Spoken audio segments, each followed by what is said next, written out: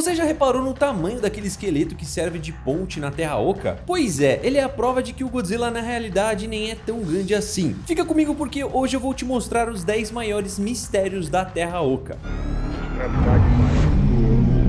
Fala meu parceiro, tudo beleza? Cara, vamos jogar limpo aqui. O Monstroverso não esconde estruturas em cenas de fundo por acaso. A Terra Oca na realidade é um cemitério de eras inteiras. Ó, o que eu reuni aqui muda toda a história dos titãs, então pega um café e vem comigo entender o que realmente tem lá embaixo. Começando aqui com o nosso 10º mistério. Você sabia que a Terra Oca tem regras? A primeira vez que você vê a Terra Oca, a sensação é de que o mundo virou do avesso. O chão vira teto, o teto vira chão, montanhas parecem flutuar e no meio disso tudo criaturas gigantes caminham como se nada fosse estranho. O filme explica rapidamente que existe uma inversão gravitacional, mas para por aí, como se isso resolvesse a questão de forma mágica. Só que quando você pensa por mais 5 segundos, percebe que isso não resolve nada. Gravidade não é um detalhe pequeno, ela define a estrutura do corpo de qualquer ser vivo, né? O crescimento dos ossos, a postura, o equilíbrio, a densidade muscular e até o comportamento de caça. Se aquele ambiente sempre funcionou com essa lógica invertida ou instável, então os seres que nasceram ali cresceram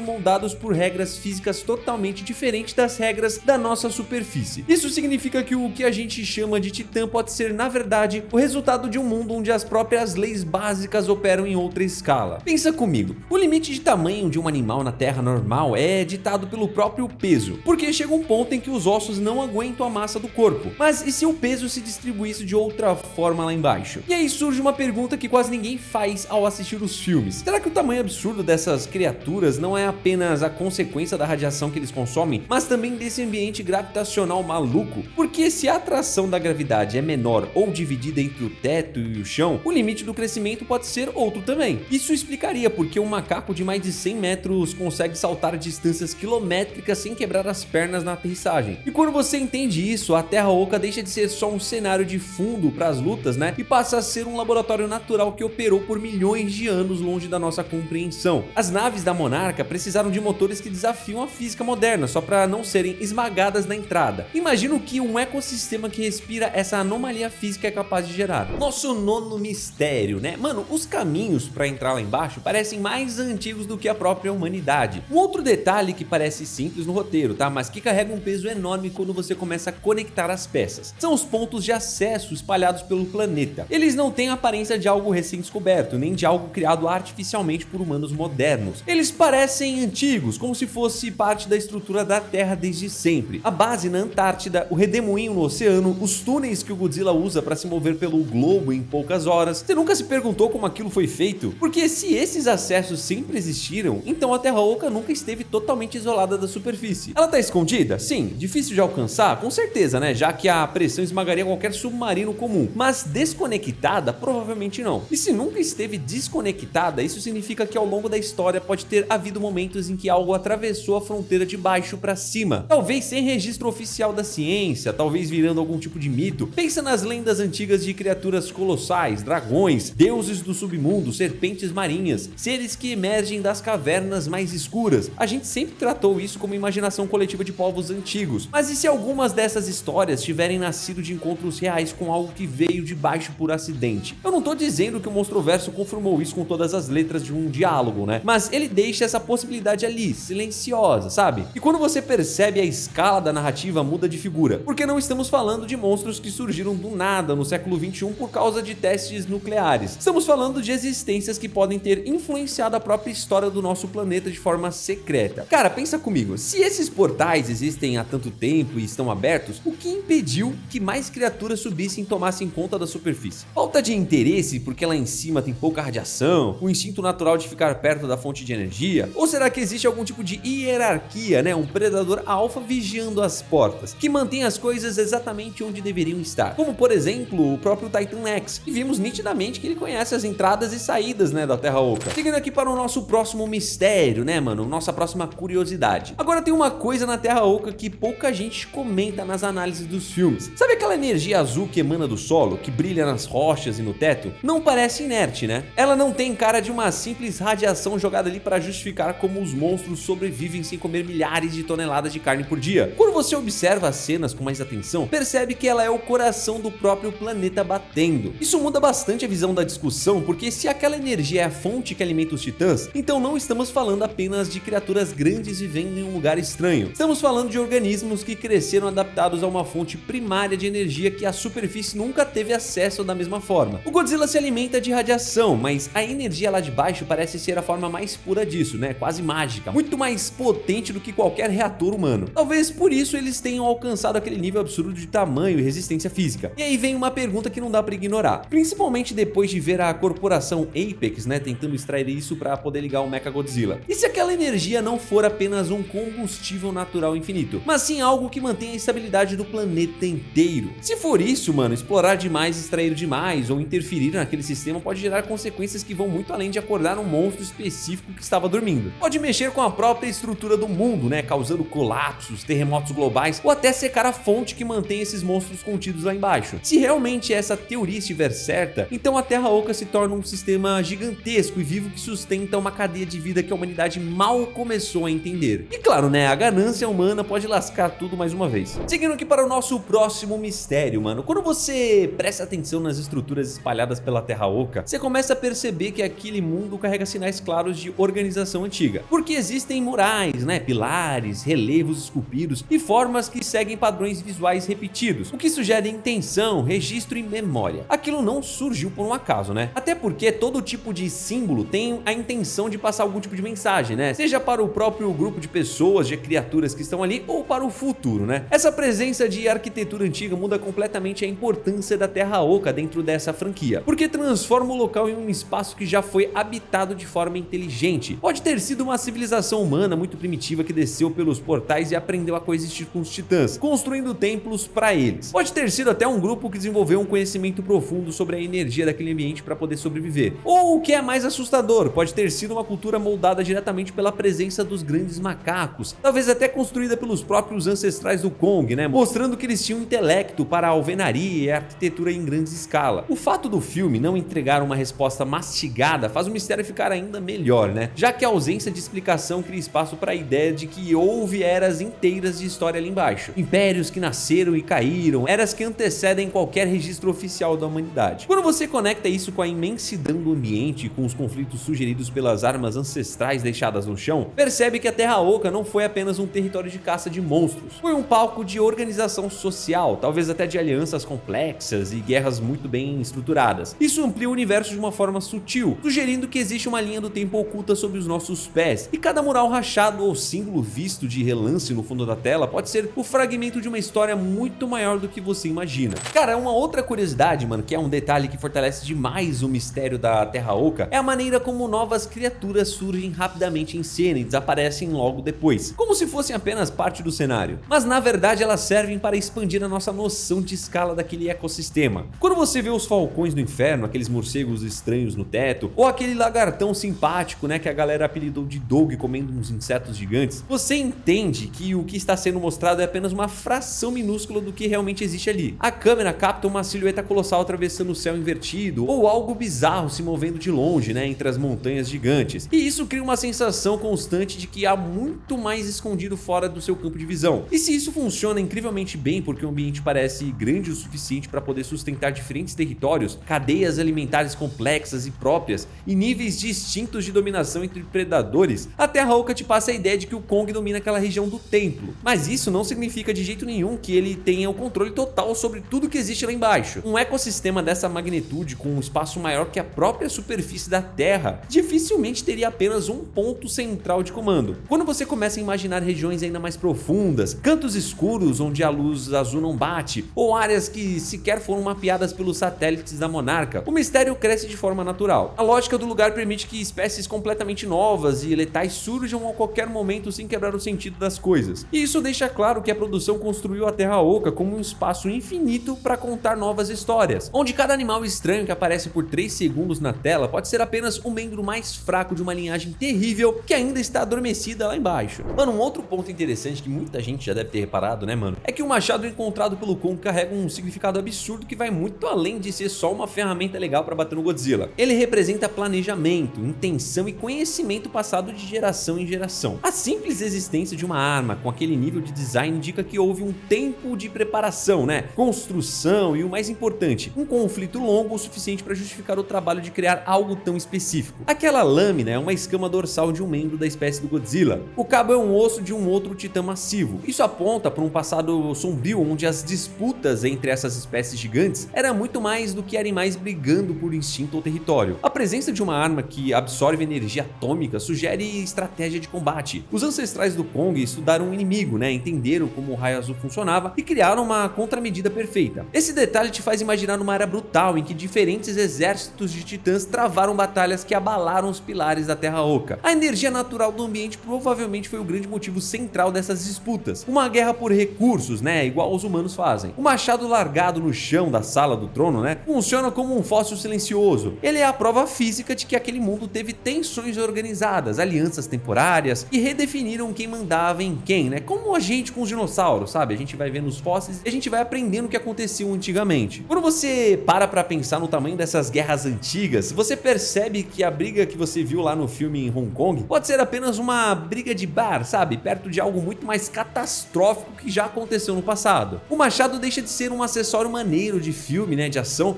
e passa a ser o símbolo de uma história real, né, que começou antes dos humanos saberem fazer fogo. Isso reforça a ideia de que a Terra Oca já passou por vários ciclos de quem está no topo e de quem está lá na parte de baixo, né, lá na lona. Cara, tem um outro ponto muito interessante, mano. Existe uma sensação o tempo todo de que a Terra Oca continua muito, mas muito além do que o filme te deixou ver, né, como eu falei anteriormente. Cada momento lá embaixo apresenta apenas um pedacinho de um espaço que parece não ter fim em nenhuma direção. A câmera nunca sobe o suficiente para te dar um mapa completo do lugar, né? E essa escolha da direção é muito esperta, porque reforça a ideia de que você está olhando por uma fechadura para tentar ver um continente inteiro. O horizonte não faz sentido, né? Ele se dobra, se distorce e desaparece em névoas luminosas. Essa construção visual cria na nossa cabeça a percepção de que devem existir dezenas de biomas diferentes lá. Zonas de gelo, áreas de calor extremo, oceanos subterrâneos flutuantes e regiões com fauna e pedras completamente diferentes. Um planeta oco desse tamanho, cara, não seria igual em todo canto. Isso significa que devem existir territórios imensos dominados por criaturas que nunca viram um Kong ou um Godzilla, né? Lugares onde a gravidade age ainda mais bizarro ou regiões mais primitivas que guardam segredos ainda mais velhos do que as ruínas do Templo dos Macacos. Quando você compra essa ideia também, né, de lugar sem limites, você entende que a Terra Oca foi desenhada para ser um universo isolado dentro do nosso universo. Tem espaço lá dentro, mano, que serve para guardar perigos que a gente não tem nem ideia, né, de dimensionar a criatura. Essa vastidão que o filme mostra não é só para deixar a tela bonitinha, não. Ela é um convite para sua imaginação trabalhar com o que continua nas sombras, né? Porque tudo que a gente acompanha até agora nos filmes, nas séries, parece só a porta de entrada da casa, mano. A gente não faz ideia do que tem nos fundos. Seguindo aqui para o nosso terceiro mistério. Mano, quando você olha para a Ilha da Caveira hoje, sabendo de tudo que sabemos sobre a Terra Oca, fica quase impossível acreditar que aquela ilha era apenas um ponto isolado de terra cercado de tempestade. O clima lá sempre foi louco demais, né? Instável demais, né? E a quantidade de predadores concentrados em um lugar só era exagerada até para os padrões dos monstros. Existia naquela ilha uma quantidade de anomalias que pareciam totalmente desconectadas do resto do nosso planeta. Como se aquele pedaço de rocha no Pacífico estivesse sofrendo a influência vazada de algo muito mais denso. E quando você junta isso com os vórtices naturais e com a revelação de que a Terra Oca tem buracos de respiração espalhados pelo mundo, tudo faz sentido. A Ilha da Caveira sempre funcionou como uma espécie de chaminé ou válvula de escape natural entre os dois mundos. A agressividade dos animais locais, os rastejantes da caveira, né, que saíam do subsolo sem parar, e a necessidade do Kong de patrulhar a ilha, né, todo santo dia, tudo isso era consequência direta dessa ligação invisível com o andar de baixo. Os rastejantes, eles não eram da ilha, né, eles estavam fugindo ou subindo da Terra Oca. Isso acaba mudando completamente a importância do filme de 2017. A ilha não era apenas a casa de um gorila grande, ela era a tampa de uma panela de pressão prestes a estourar, meu parceiro, tipo o ponto de contato mais fino entre a luz do sol e o abismo, né, lá no subterrâneo. A energia azul lá de baixo influenciava a ilha aos poucos, né, mudando as plantas e criando aquele pesadelo tropical que a Monarca encontrou. Kong. Quando você olha por esse ângulo, você conclui que a Ilha da Caveira foi só o grande sintoma de uma doença, né? Mas a Terra Oca sempre foi a causa de tudo. Mano, outra coisa, cara, se a Terra Oca é a verdadeira casa da espécie do Kong, então a história pessoal dele fica muito mais profunda e triste, né? Ele deixa de ser apenas um erro da natureza preso numa ilha e passa a ser o sobrevivente de uma família imensa que pode ter dominado aquele continente inteiro por séculos. E isso muda totalmente a solidão que a gente sempre associa ao personagem. Um ambiente com aquele nível de energia, comida, dificilmente teria apenas um macaquinho reinando sozinho no passado. A lógica da natureza sugere que existiam milhares deles, com regras, divisões de grupos, brigas por pedaços de terra e famílias enormes. Isso significa que houveram vilas, clãs diferentes espalhados e épocas em que a raça do Kong andava por todo o canto sem medo de nada. Essa possibilidade deixa a jornada do Kong no cinema muito mais pesada, né? Porque ele carrega nas costas a memória genética de um império inteiro que acabou sumindo. Ele foi lá pra baixo achando que ia encontrar os seus, encontrou um trono vazio de poeira e teve que aceitar que talvez fosse o último. Mas aí a gente sabe que ecossistemas grandes escondem coisas grandes, né? O fato de existirem sinais de conflitos organizados e portas pesadas mostra que os ancestrais dele participaram de eventos colossais que desenharam o mapa do mundo dos monstros. Talvez eles tenham sofrido traições, pestes ou quase foram extintos na guerra contra os lagartos atômicos. Mas se você analisar o tamanho dos desfiladeiros escuros que não foram mapeados, é impossível não pensar que outras tribos sobreviveram escondidas no escuro. Tribos que não são amigáveis, né? Que passaram milênios se adaptando à escuridão e ao ódio. A Terra Oca tem espaço sobrando para guardar civilizações esquecidas de primatas gigantes, como a gente vê inclusive no Novo Império. Lá o Scar King tá dominando uma legião inteira de macacos, né? Os símios gigantescos. E isso acaba preparando o território para ameaças que não dependem, né, de monstros de outros planetas, mas sim de ameaças que sempre estiveram debaixo da nossa cama, esperando a hora de acordar. E cara, por último, mano, tem um negócio bem interessante aqui. Tem um momento exato em Godzilla vs Kong em que as naves finalmente passam pelo túnel de luz e entram na Terra Oca. A câmera abre o plano para mostrar o tamanho absurdo do lugar, com a gravidade puxando as pedras para os dois lados. No meio dessa paisagem linda, misturada com as montanhas, aparece um detalhe sinistro que quase todo mundo deixa passar reto. Tem um esqueleto gigantesco servindo como uma ponte de osso, né, por onde os animais andam em cima. Eles não têm falas, né, ninguém da tripulação aponta o dedo, e o filme segue como se fosse normal. Mas quando você pausa a tela e analisa com atenção, você vê que não é um osso qualquer jogado para dar estilo ao cenário. É uma caixa torácica completa, acompanhada de uma coluna vertebral medonha, com proporções que humilham qualquer titã que a gente já viu no cinema. A curva da espinha e o tamanho das vértebras conectando duas montanhas de pedra indicam que aquele animal vivo devia ter o tamanho de uma cidade inteira. O mais perturbador é a calma com que o ecossistema trata aquilo. Virou o chão, né, mano? Tá normal ali já. A câmera nem dá foco para aquilo. Isso acaba causando um incômodo enorme, né, mano? Porque significa que bestas desse tamanho colossal já foram comuns o suficiente para a morte delas ser só mais uma terça-feira na Terra Oca, sabe? Se o Godzilla e o Kong são os reis absolutos da cadeia alimentar hoje em dia, aquele fóssil esfria o sangue da gente, sugerindo que houve uma fase no planeta onde o topo da pirâmide era ocupado por coisas indescritíveis. A diferença de tamanho entre aquele osso e o Godzilla não é coisa de 10 metros não, é estrutural, mano. Aquele organismo quebrou o limite físico conhecido dos monstros atuais. E aí vem a pergunta que dá um nó na garganta. O que teve a capacidade de matar um bicho daquele tamanho? Um animal daquela magnitude não morre de velhice em paz. Se ele por um acaso foi caçado, existiu algo mais perigoso ainda solto por lá. Se ele morreu por um evento do próprio planeta, prova que a Terra Oca passa por catástrofes que limpam a vida igual a água sanitária. Esse esqueleto é um relógio quebrado mostrando o passado. Ele prova pra gente que monstros de hoje podem ser só filhotes fracos de um tempo muito mais violento que acabou. A Terra Oca é um baú cheio de histórias apagadas e aquela ponte de ossos é a cicatriz de algo que não temos ideia do que era. E quando você cai na real sobre isso, você para de perguntar qual dos dois reis atuais é o mais forte e começa a se perguntar qual é o nível de terror que ainda não acordou lá de baixo. Porque se já andou algo tão colossal por lá, nada impede que os pais dessa coisa ou uma variação pior dela resolvam sair da hibernação. Quando você junta todos esses fragmentos que eu te mostrei, você entende que a Terra Oca nunca foi pensada para ser só uma arena vazia para jogar dois bonecos gigantes para poder brigar lá dentro, não. Ela é o próprio coração pulsante do Monstroverso, com uma carga absurda de história apagada. Segue o canal e já deixa o like. Fique com Deus, um abraço a nós. Tchau.